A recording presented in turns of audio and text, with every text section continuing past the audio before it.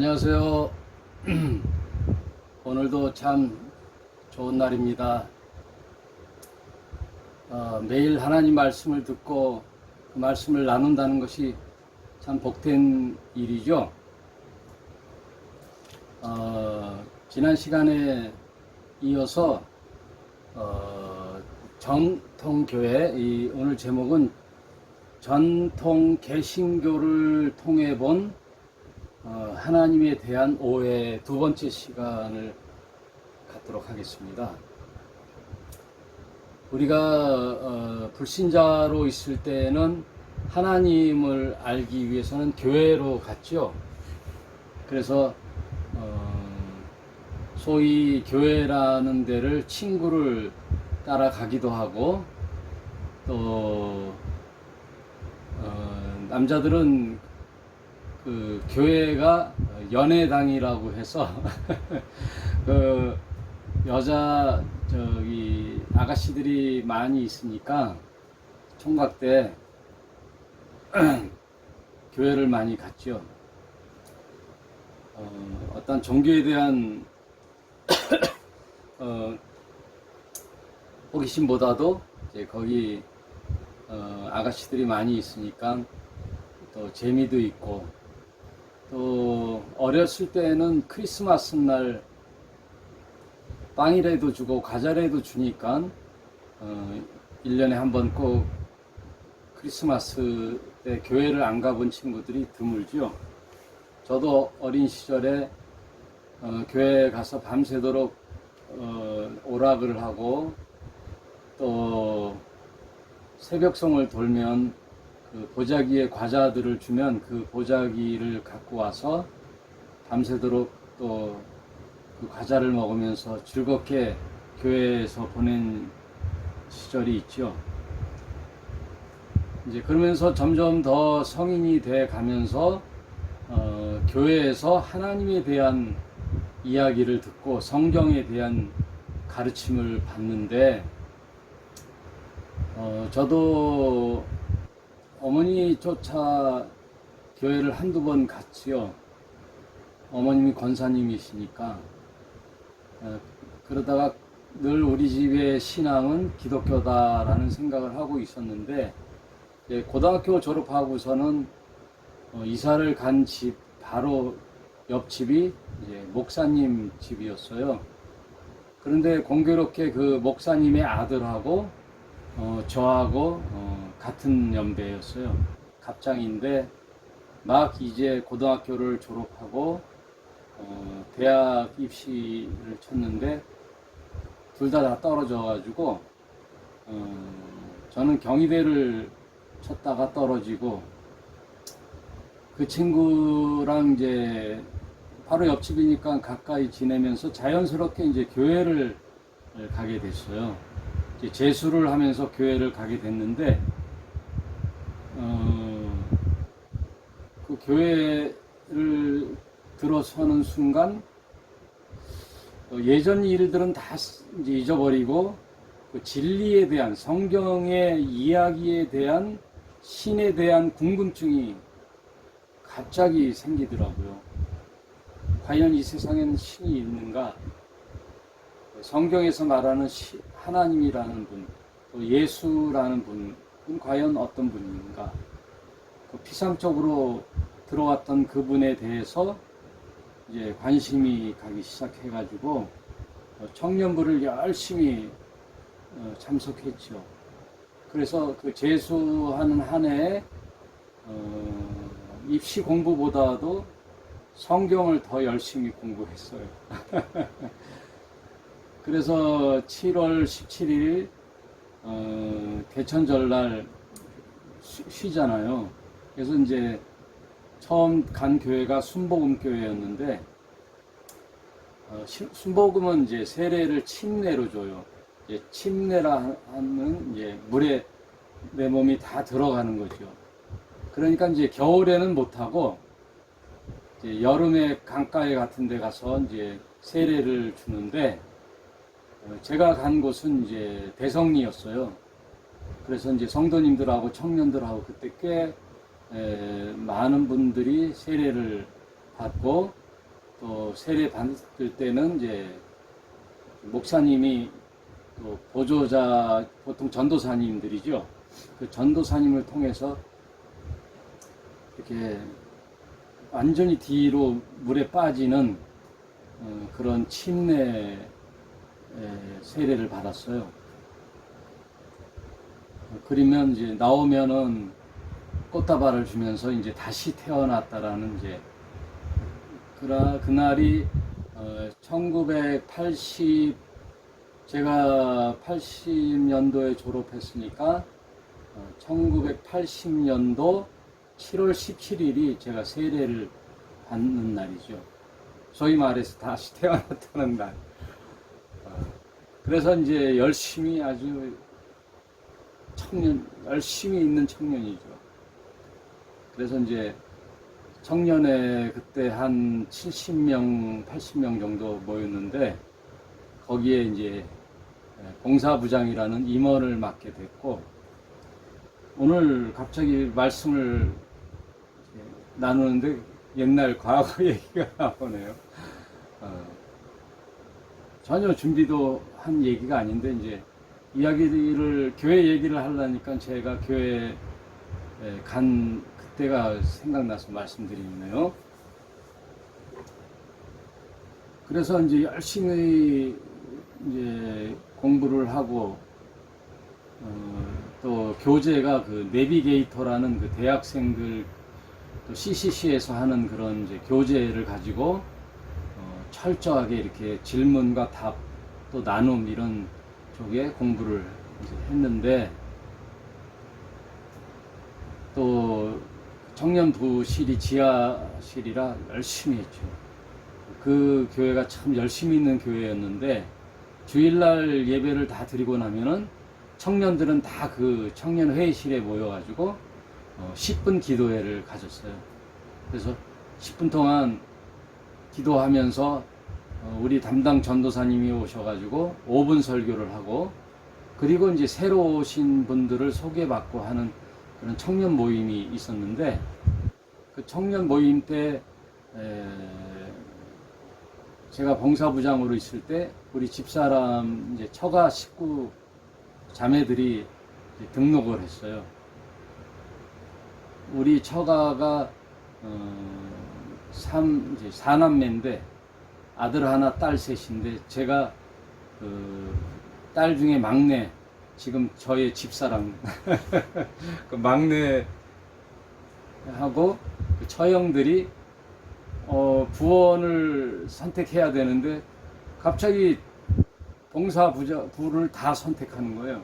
그때 전도부, 친교부, 지육부라고 이렇게 이제 주보하고 이제 책자 같은 걸 발간하는 일을 하는 게 지육부. 그때는 청타라고 여러분 아시는지 모르겠어요. 갈리방울이 이렇게 이제 청타에다가 실제 그 쇠로 된 펜으로 글씨를 쓰면 그걸 가리방으로 이렇게 먹물로 해서 한 장씩 인쇄를 하는 그런 때였어요. 그리고 제가 문예반 출신이라 그런 일들도 했는데 막 20살이니까 봉사부를 맡았죠. 근데 봉사부가 가장 적은 인원이니까 우리 처가 식구들이 다 우리 봉사부 회원이 됐어요. 그러면서 운명의 만남이 시작됐죠. 그리고 우리 청년 때가 얼마나 열심히 했는지 청년 구역 예배가 있어가지고 금요일마다 직장 생활이 끝나고 오면 부원들의 집에 가서 저녁 예배를 드리면서 다과를 하고 친교를 하는 그런 아주 추억이 있는 청년부를 시절을 보냈을 때, 한 해를 얼마나 열심히 했는지 목사님이 어느 날 저를 부르더니 신학을 하면 어떻겠느냐,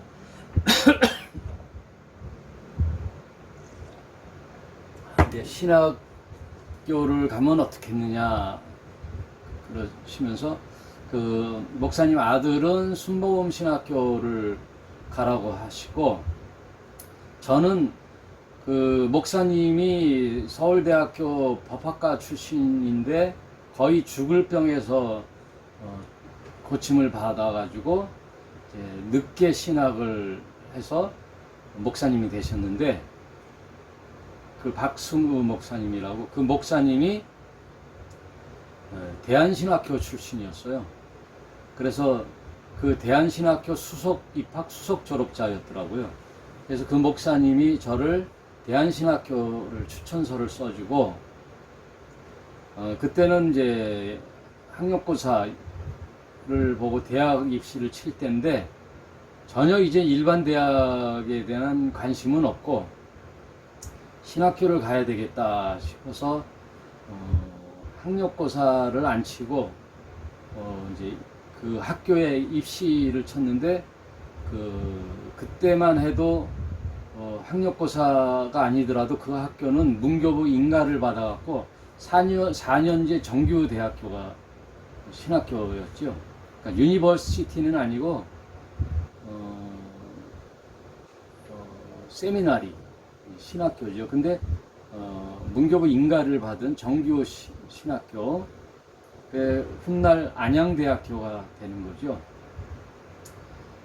지금 말들이 많은 그 한기총 회장 출신 정 땡땡 목사 있죠. 그분도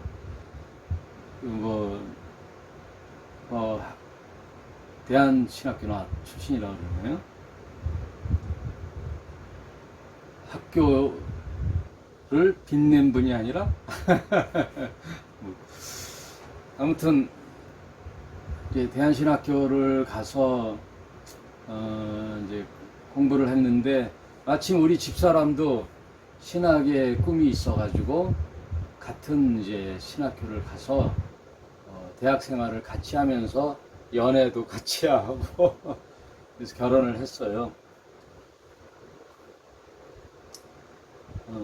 아무튼 무슨 얘기를 하려고 그러냐면은, 이제 정통 개신교, 그러니까 우리가 신앙을 가지려면은 지금 건물 교회를 가서 하나님을 만나잖아요. 그러니 1980년도니까 지금 2021년도니까 몇 년이 됐어요? 40년이 흘렀잖아요. 그래서 그 신학교를 갔다가 제가 존경하는 그 신학교의 조직신학 최순직 박사님이라고, 조직신학계에 이제 아주 저명하신 분이죠. 우리나라 신학계에 조직신학 쪽으로는 아주 이제 거목이신, 지금은 돌아가셨는데, 최순직 박사님하고 또 이제 다른 몇몇 교수님들이 지금은 백석대학교인데 예전에는 이제 천안대학교라 했어요. 그 신학교를 제가 편입을 했어요. 백석대학교로. 왜냐하면 그 교수님들이 글로 다 교수직을 옮겼기 때문에. 그리고 우리 대한신학교가 학사분규가 있어가지고 학교가 학사 비리가 많았어요. 설립자의 아들이 학교를 차지하는 그런 비리가 있어가지고 백석대학교로 옮겨서 이제 거기를 이제 졸업을 했죠. 저는 이제 백석측 목사 출신인데, 대학원을 순복음을 해서 결국은 안수를 순복음 목사가 됐어요. 그래서 제가 무슨 말씀을 드리려고 하냐면, 제가 목사가 되고부터 쭉 보니까 전통 그 개신교, 그리고 신학교에서 배운 교회관, 또 신관, 또 그리스도관, 이제 조직신학에서 배우는 게 이제 신론이 있거든요. 신론, 기독론이라는 거는 이제 그리스도론이에요. 예수, 그리스도론. 또 인간론, 교회론, 성령론, 구원론, 이런 또 조직신학 공부를 하죠. 뻐컵의 조직신학 책들, 또 김세윤 박사의 이제 그런 저서들, 또 박형룡 박사라고 우리나라 이제 신학자들 이런 분들의 또 우리 학교 교수이신 최순직 박사의 조직 신학 공부 이런 걸 하면서 교회를 신학교에서 배운 대로 이제 하는 거죠. 신학교에서 배운 대로 하는데 제가 막상 목사가 돼서 목회를 이제 20년 가까이 하다 보니까 제가 한 5년 전부터 의문이 들기 시작했어요. 이게 아닌데 그 성경에서 말하는 그 예수의 말씀하고 전통 개신교에서 말하는 하나님에 관한 것들, 성경에 관한 것, 모든 것들이 안 맞는 거예요. 차이가 있는 거예요. 너무 차이가 많은 거예요. 그러니까 전통 개신교의 목사님들이 가르쳐줬던 하나님에 관하여서 너무 성경하고 거리가 먼 거죠. 오랜 개신교의 조직체로서의 교회 변천들, 그러면서 굳어졌던 교리들, 이런 것들이 퇴색이 되면서 너무 개신교의 가르침과 성경 예수 그리스도의 가르침하고 차이가 많은 거예요. 그것을 좀 눈치채고 깨달은 지가 한 5년 정도뿐이 안 됐어요. 지금도 계속 공부하고 있고요. 그래서 이게 뭔가를 생각하면서 우리 많지는 않지만 우리 부활의 교회 성도님들에게 공언을 했어요. 여러분, 전통으로 내려왔던 개신교 교회에서 말하는 성경 이야기 말고 우리가 진리로 믿는 이 성경책에 특히 그 예수 그리스도께서 말씀하시는 바하고 전통으로 내려오는 교회의 말씀하고 비교 검토해서 우리가 누구의 말에 가표를 던지고 그 말에 따라야 되겠느냐 제안을 했을 때 당연히 후자죠. 전통으로 내려왔던 인간들의 조직체의 교회 또 신학교에서 가르치는 그런 말씀 말고 물론 그들이 가르치는 말 중에는 이제 중요한 말씀들이 있죠. 소중한 말씀도 있고 저 역시 건물교회 교회 출신의 신자니까. 그런데 오늘날 이 시점에 와서 정말 필요한 건 뭐예요? 예수님이 말씀하시는 바 진리의 말씀, 그게 가장 중요하잖아요. 그래서 그 말씀을 일단 따르기로 하고, 그렇다고 기존 교회에 대해서 너무 터부시하거나 너무 선을 긋지는 말자. 일단은 좀 객관적인 면에서 좀 조화롭게 보자, 좀 포용성 있게 보자, 많이 양보하면서 보자, 이런 생각이에요. 요즘에 와서는. 처음에는 뭐 너무나도 많은 괴리감에 잣대를 많이 들이댔죠. 그러나 지금 좀 시간이 가면서 좀 포용성이 있는 생각을 좀 하고 있어요. 제자들이 어느 날 예수님께 물어봐요. 예수님, 우리와 같이 함께하지 않은 저들이 주님의 이름으로 귀신을 쫓고 뭐 그럽니다. 어떻게 금지시킬까요? 어떻게 할까요? 했을 때 예수님 뭐라고 하시냐면, 나더라. 나의 이름으로 그런 일을 하는 거는 나와 함께하는 거와 마찬가지다. 그러면서 이제 포용하는 예수님의 말씀이 있어요. 그러면서 좀 이제 다시 좀 넓게 한번 생각을 해봐야 되겠어요. 물론 지금 개신교에서 정말 성경하고 거리가 먼 몇 가지는 절대 타협할 수 없는 거고요. 아무튼 전통 개신교를 통해 본 하나님에 대한 오해에 대해서 좀 이제 생각해 보려고 합니다.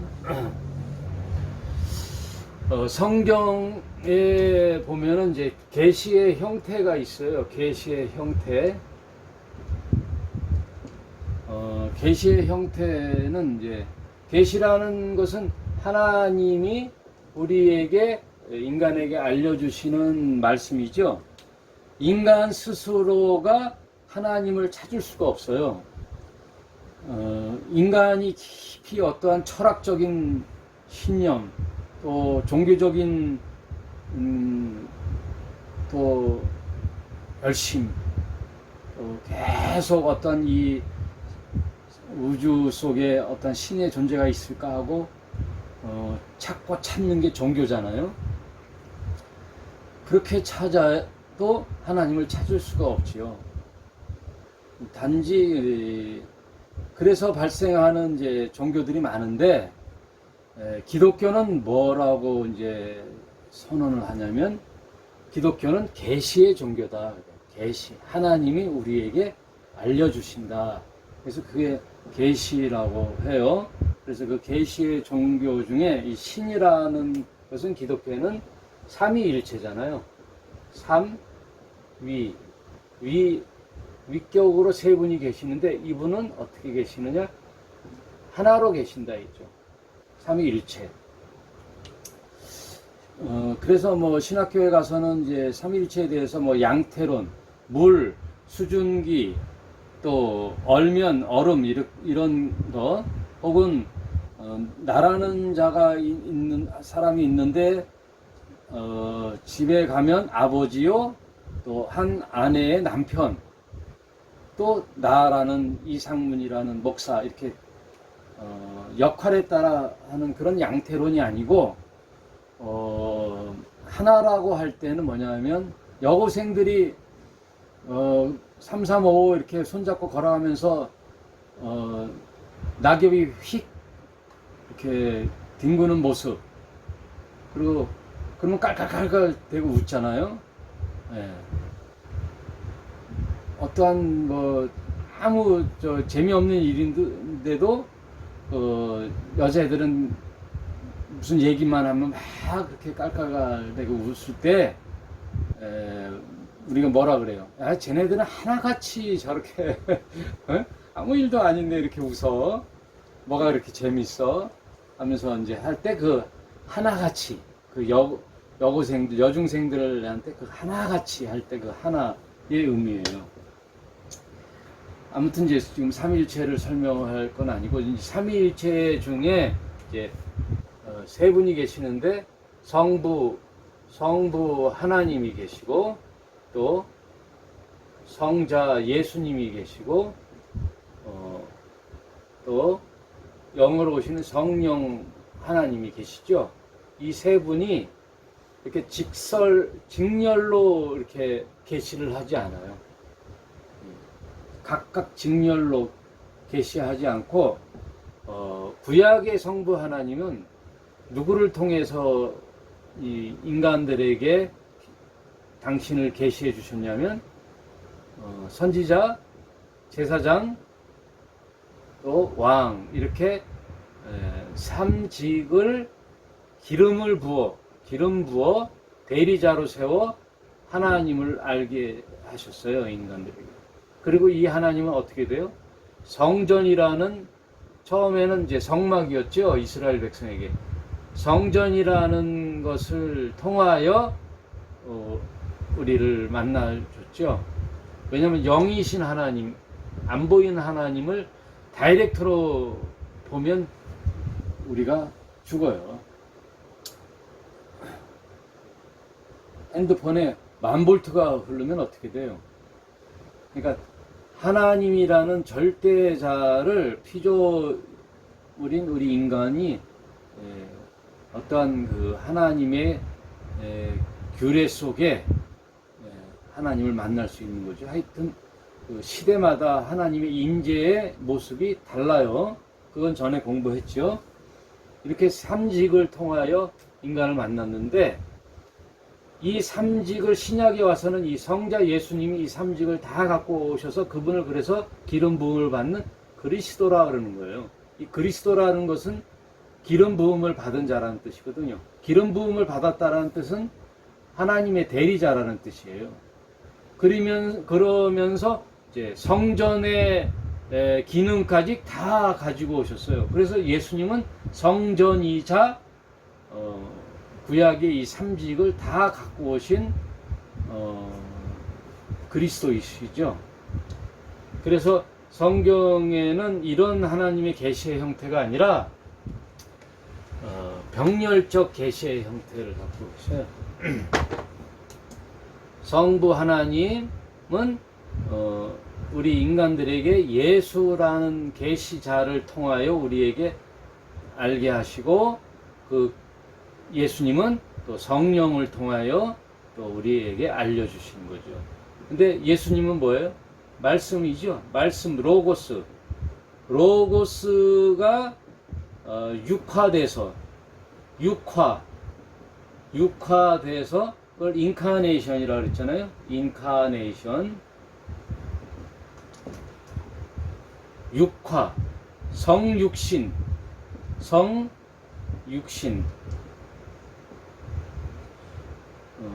사람이 되었다는 거죠. 사람으로 오셔서. 근데 그분은 뭐예요? 말씀이신 분이죠. 그 말씀이라는 것은 하나님의 계시의 수단이죠. 방법. 계시의 수단으로서 말씀이 있잖아요. 보이지 않는 하나님이 우리가 어떻게 알아요? 말씀으로 아는데 그 말씀은 누구라고요? 예수라고요. 그 말씀이신 예수가 몸으로 오신 분이 예수 그리스도이시다. 근데 이분은 육체적으로 오셨기 때문에 시공간에 제약을 받으니까 다시 하나님 우편에 앉아 계시고 영으로 오시는 성령을 보내해 주신다. 그래서 성령은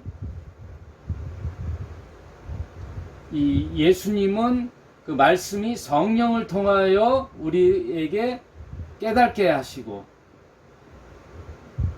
그 말씀이 성령을 통하여 깨닫게 하시고, 성령님은 이 말씀을 통하여 또 역사하시죠. 말씀을 통하여 역사하시고, 이렇게 병렬으로 이렇게 하는 거죠. 하나님은 예수님, 예수님은 성령님. 그래서 이제 요한복음 14장 8절에서 9절에 보면은 빌립이 그 하나님을 보여달라 그러거든요. 그랬더니 예수님이 뭐라 그러시냐면, 빌립아, 이토록 나랑 같이 다니면서 어떻게 또 아버지를 보여달라 그러냐. 나를 본 자는 아버지를 본 자야 하고 이해 못할 얘기를 하죠. 네. 예수님은 하나님의 계시자예요. 예수님을 본 자는 하나님을 본 자죠. 오늘 그 얘기를 하려고 그래요. 그래서 기독교의 계시의 형태는 이렇게 하나님, 예수님, 성령님 이렇게 해서 알 수가 있어요. 그래서 지금 말씀에서 벗어나, 이게 왜 중요하냐면 이 성경의 말씀을 통하지 않고 성령님을 만났다 그러면 그거는 이단이에요. 잘못된 거예요. 사이비죠.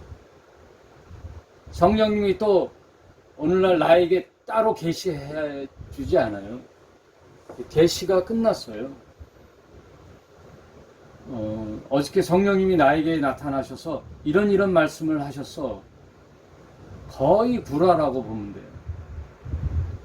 성령님은 예수님이 하신 말씀을 통하여 우리에게 깨닫게 하시는 거예요. 그래서 성령님의 별명은 진리의 영이에요. 진리의 영.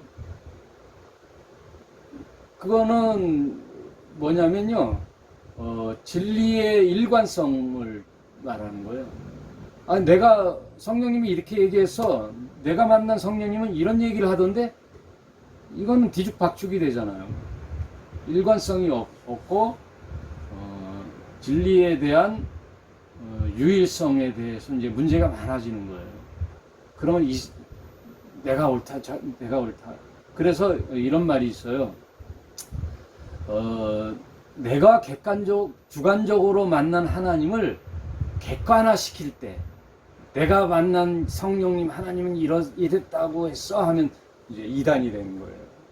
네. 주관적으로 만난 하나님을 객관화시킬 때 문제가 많아지는 거죠. 주관적으로 만난 하나님은 주관적으로 끝나야 돼요.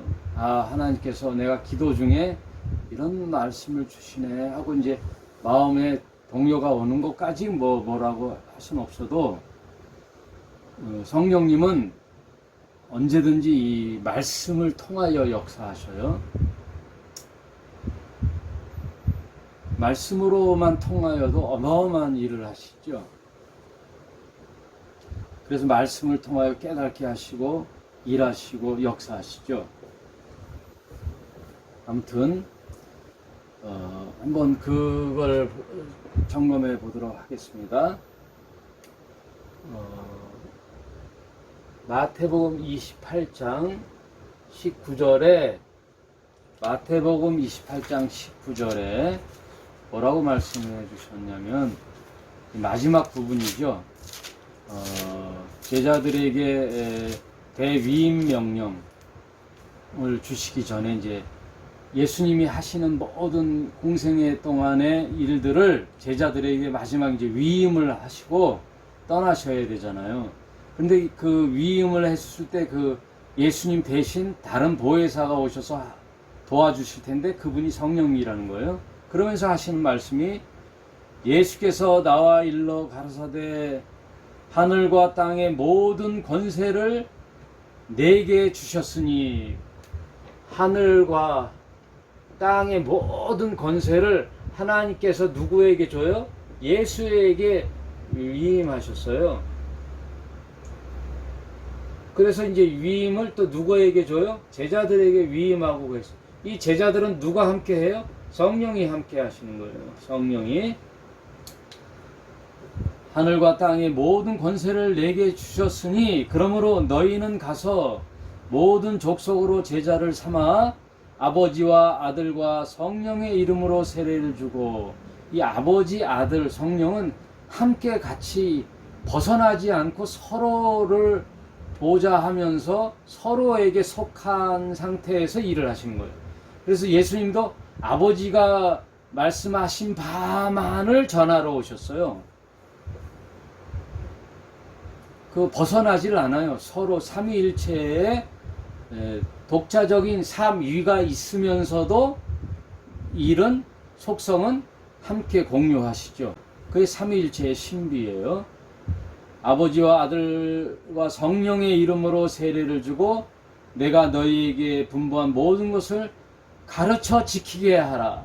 내가 너희를 3년 반 동안 다니면서 아버지의 뜻을 가르쳐 줬듯이 너희에게 성령이 임하면 너희도 이렇게 제자들을 양육하여 가르쳐 지키게 하라 하시면서 볼지어다 내가 세상 끝날까지 너희와 항상 함께 있으리라 라는 말씀을 하셨잖아요. 그러므로 이 얘기를 왜 하냐면요, 예수님은 하나님의 모든 정권을 가지고 예수님이 오셨어요. 그 예수님은 뭐예요? 예수님이 신이시라는 거죠. 예수님도 하나님과 동격이시죠. 그래서 빌립보서 2장 6절에 뭐라 그래요? 하나님과 하나님의 본체이시나 동등하시다는 거예요. 본체라는 것은 예수님은 하나님과 본체이시고 동등하셔요. 하나님이셔요. 그러나 동등됨을 여기지 않고 사람으로 오신 분이 예수라고 그랬잖아요. 예수 그리스도. 그래서 성경에는 누누이 예수님의 격이 어디예요? 하나님이세요. 예수님도 하나님이셔요. 그러므로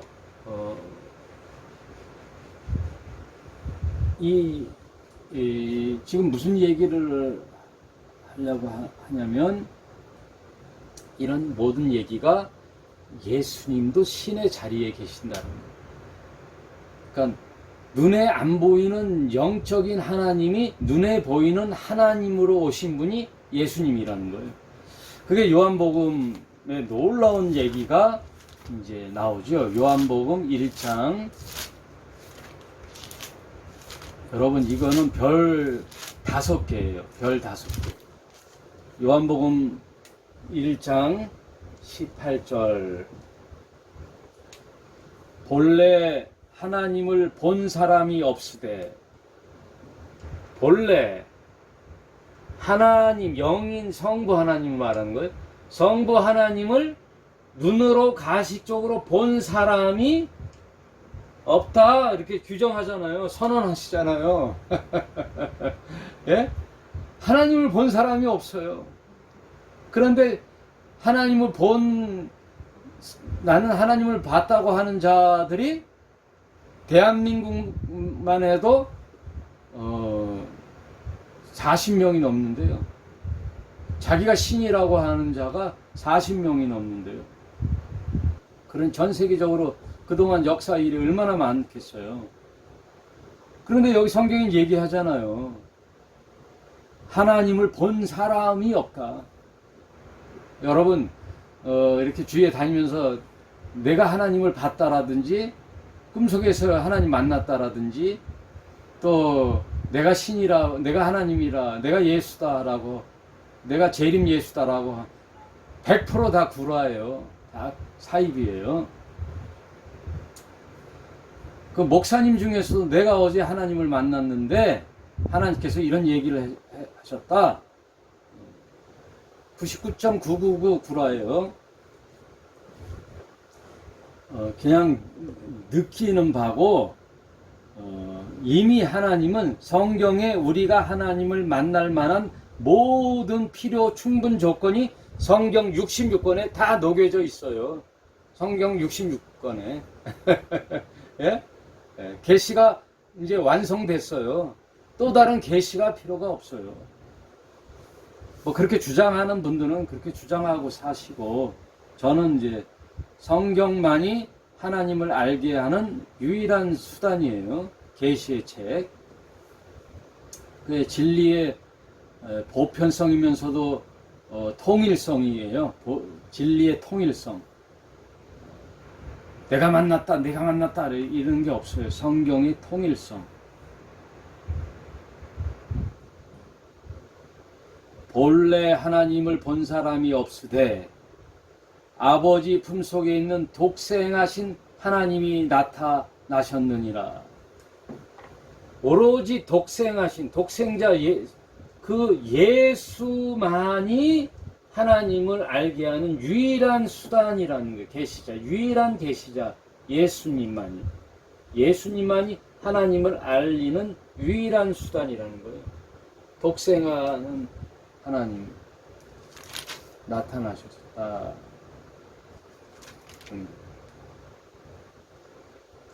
독생자라는 거예요. 그래서 이걸 모노게네스라고 그랬어요. 모노게네스. 세대. 게네스는 제너레이션. 모노는 유일하신. 그래서 요한복음 17장 3절에 뭐라 그래요? 영생은, 우리가 영생에 대한 생각으로 성경을 상고한다 그랬잖아요.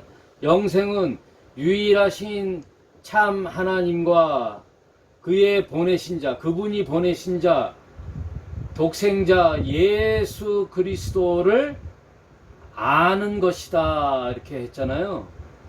그건 성부 하나님이고, 이분 역시 유일하신 그 예수님을 통하여 알게 하는 사람은 누구예요? 알게 하는 분은 누구예요? 성령님. 그래서 요한복음 17장 3절에 삼일체 하나님의 일이 다 나와요. 영생이라 함은 유일하신 참 하나님과 그분이 보내신 자, 유일하신 독생자 예수를 성령을 통해서 아는 것이다 라고 설명해 주고 있어요. 이런 이야기들은 성경에 많아요. 성경에. 요한복음 5장 27절에도 하나님께서 아들 예수가 인자됨을 인하여 심판하는 권세를 주셨다. 인자가 뭐예요? 사람의 아들로 왔다는 연고로 심판의 권한을 아들에게 위임하셨어요. 그리고 유명한 요한복음 14장 8절, 이것도 별 5개죠. 나를 본 자는 아버지를 보았다 그러잖아요. 예수님을 본 자는 하나님을 본 자예요. 예수님이 신이시 예수님. 아버지를 왜 보여달라 그러냐 빌립아, 나를 본 자는 아버지를 보았다. 그리고 이제 유명한 요한복음 17장의 그리스도의 기도죠. 17장 전체가 하나님께 드리는 독생자 아들의 기도예요. 한번 17장 2절과 10절을 한번 읽어볼게요. 아버지께서 아들에게 주신 모든 자에게 영생을 주게 하시려고 만민을 다스리는 권세를 아들에게 주셨음이로이다. 이제 사람들에게 영생을 주려고 이 땅에 뚜벅뚜벅 사람의 육신을 쓰고 이 땅에 태어나신 분이 예수님이에요. 그래서 그 아들에게 모든 권세를 주셨습니다 라고 2절에 말씀하시고, 또 10절에 다 읽으면 좋겠지만 길죠. 내 것은 다 아버지 것이요 아버지 것은 다 내 것이로되 내가 저희로 말미암아 영광을 받았나이다. 예수님의 제자를 놓고 이제 아버지께 기도하는 예수님이 자비로우신 아버지여 이러면서 아버지와 이제 독대로 기도하시는 예수님. 저들로 아버지의 영광을 내가 다 받았습니다. 그러니까 예수님은 하나님이시죠. 이런 예수님이 기독교에서 말하는 심판을 주시고 겁을 주시고 무서운 하나님, 저주를 주신 하나님, 그런 하나님이 아니에요. 여러분, 이런 예수님은 어떤 예수님이에요? 우리 제자의 발을 씻기시잖아요. 제자의 발을 씻기시는 예수님. 이게 요한복음 13장 5절에 그런 신이신 예수님이 제자의 발을 씻겨요. 여러분, 그 당시 유대의 발을 씻기는 행위는 그 노예, 그 집에 그 주인이 들어가잖아요. 그러면 팔레스타인은 그 샌달을 신는 풍습이잖아요. 그리고 먼지가 많은 그런 척박한 땅의 그 팔레스타인 풍토잖아요. 그랬을 때 집에 들어와서 꼭 하는 그 의식이 대야를 갖고 와서 이제 발을 닦여요. 그럼 누가 닦이냐면 이제 종들이 닦이죠. 주인의 발을 닦이는 의식을 해요. 집에 들어갈 때마다 항상. 그런 거는 이제 종이 주인을 섬기는 의식이죠. 근데 예수님이 그런 걸 하는 거예요. 이건 뭐예요? 섬기러 오셨다는 거예요. 예수님은 신으로서의 무슨 누리고 군림하고 그런 분으로 오신 게 아니라 섬기러 오셨어요. 그럼 기독교의 사상은요, 섬기는 거예요. 신이라는 이유로 자기를 믿으면 구원을 시켜주고 안 믿으면 저주하려 하는 그런 하나님의 외형적인 어떤 그 단편적인 설명이 아니라 그 하나님은 우리에게 가까이 오셔서 우리에게 섬김을 주시는 하나님이에요. 우리에게 섬기는 하나님. 또 예수님은 제자들에게 늘 말씀하셨잖아요. 너희는 나에게 와서 배우라. 나는 온유하고 겸손하니. 나는 온유하고 겸손하니 너희는 내게 와서 배우라 이렇게 말씀하셨잖아요. 그래서 대체로 보통 교회에서 얘기하는 예수천당 불신 지옥, 나를 안 믿으면 너는 영원한 지옥으로 보내, 이런 말씀들이 성경에는 있어요. 있지만 그런 하나님의 이미지하고 실제 성경을 통해서 만나는 하나님은 이런 자비로우신 하나님이에요. 우리에게 가까이 오신 하나님, 사랑이 많으신 하나님, 그리고 우리에게 섬김을 하러 오시는 분, 그리고 우리를 너무너무 사랑하셔서 자신의 몸을 십자가의 죽음으로 우리에게 죗값을 다 치르시는 분. 그 죗값을 치른다고 할 때요, 리뎀션이라고 하거든요. 이거는 대속, 죗값을 대신 갚는 제물로 오셨다고 할 때, 이 리뎀션이라는 의미는 딸이 이제 아버지에게 딸이 있어요. 그 딸이 집을 나가 세상 속에서 방황을 할 때 어디로 가냐면 맨 처음에는 술집에 가요. 어떠한 이 딸이 시골에서 올라와 도시 생활을 할 때 어떠한 악덕 업주를 만나가지고 돈은 벌기는커녕 채무자가 되죠. 빚진 자가 돼가지고 그 악덕 업주의 횡포에 놀아나게 돼요. 그래서 결국은 그 딸이 어떻게 돼요? 술집으로 팔려가지요. 심할 경우 사창가까지 팔려가잖아요. 그 술집에 큰 돈으로 팔려갔을 때 그 사실을 안 아버지가 이 딸을 찾으러 도시에 와서 수소문 끝에 그 딸을 찾잖아요. 그 딸을 찾아서 그 주인에게 뭐라 그래요? 이 딸이 빚진 게 얼마냐? 그럼 예를 들어 1,000만 원이다. 그러면 그 아버지가 그 딸의 채무를 변제하는 거예요. 빚짐을 갚아주는 그 의미가 리뎀션이에요. 대속, 그 딸의 채무를 변제해주는, 그래서 그 딸을 그 억압으로부터, 죄값으로부터 자유를 준다는 거예요. 그 아버지가. 이 그림이 뭐예요? 하나님의 아들이신 예수님이 이 땅에 오셔서 온 인류의 죄값을 갚으시고 아버지에게 의로움을 받는 칭의,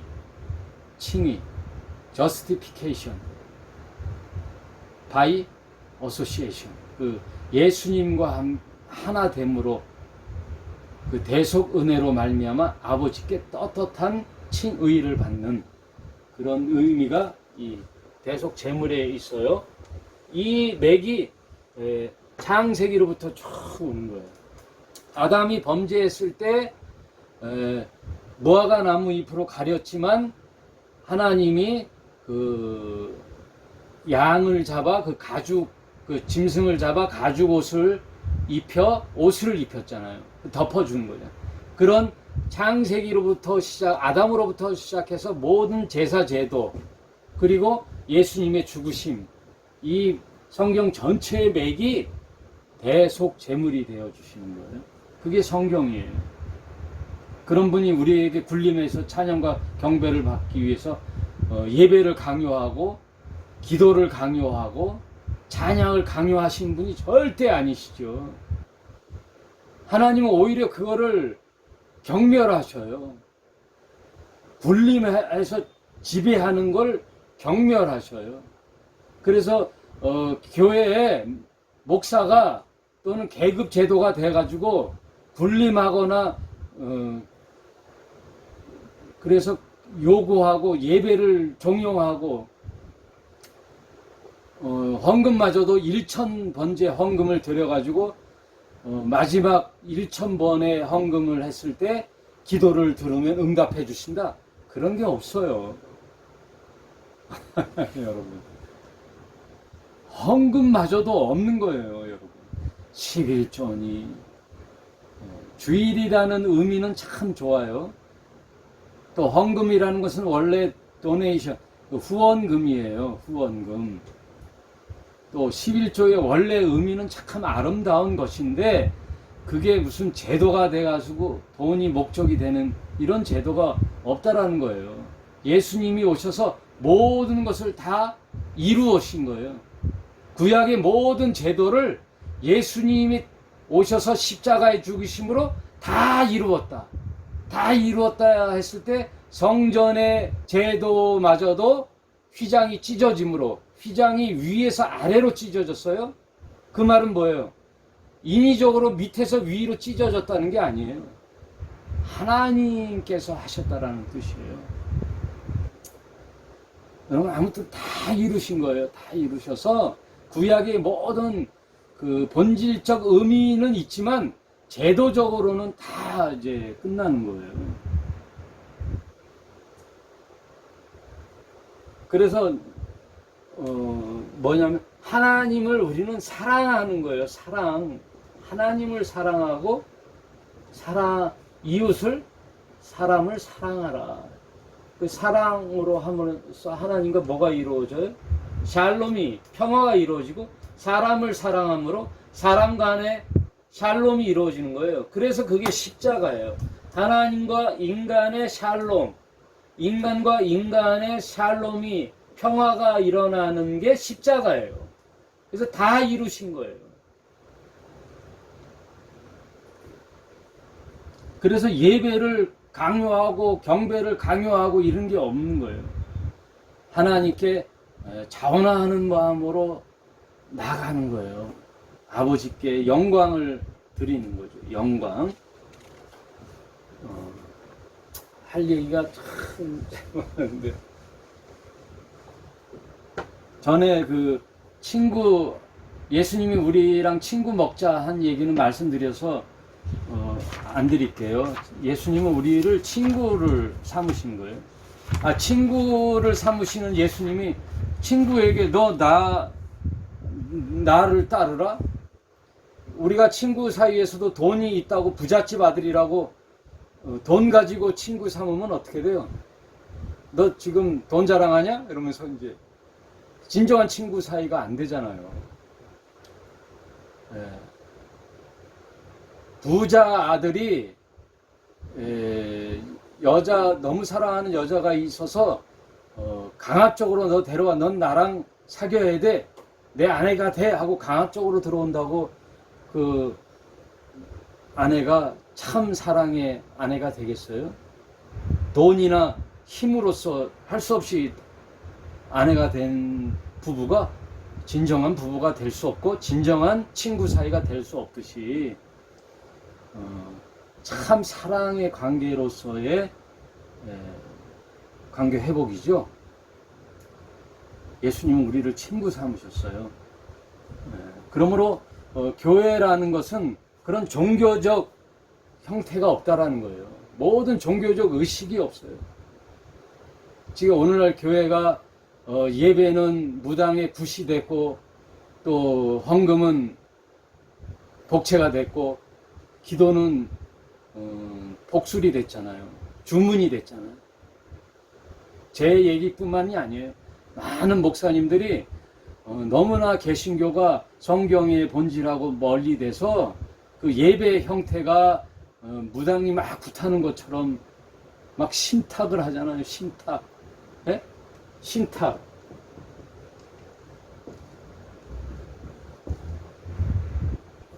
무당이 굿하는 것처럼 그런 행위들, 엑시타시, 북을 막 치고 여러분 저도 청년 때 지금 생각하면 너무 아마 그냥 지하에서 한 50명이 모여가지고 기타를 막 치고 그냥 불로 하면서 막 북을 팍 치면은 청년 회장이 그 강대상을 막 두드려서 강대상이 오른쪽이 막 금이 갔어요. 그게 뭐냐면 그 엑스타시, 그 마치 무당이 둥둥둥둥둥둥둥 하면서 하듯이 너무 샤머니즘적 교회 형태였어요. 예배라는 것이. 기도. 산에 가서 그냥 나무 뿌리를 붙잡고 기도하는 이런 것들이 너무 교회에 잘못된 행태가 많았다라는 거예요.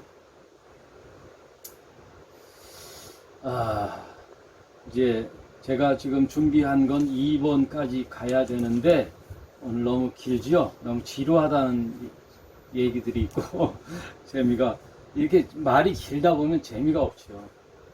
그래서 2번은 이제 내일이나 다음 주에 3로 해서 그동안 교회에서 개신교에서 보여준 하나님에 대한 오해라는 제목으로 3번으로 해서 한번 말씀을 나누도록 하겠습니다. 아무튼 오늘은 여기까지 하겠습니다. 여러분 참 진리를 깨닫고 자유하시기 바래요. 하나님과 참된 샬롬, 그래서 예수 안에서 이루신 하나님과의 샬롬, 또 사람과의 샬롬도 이루어서 정말 진리로서 자유한 삶을 누리시기를 바라겠습니다. 여러분 승리하십시오. 감사합니다.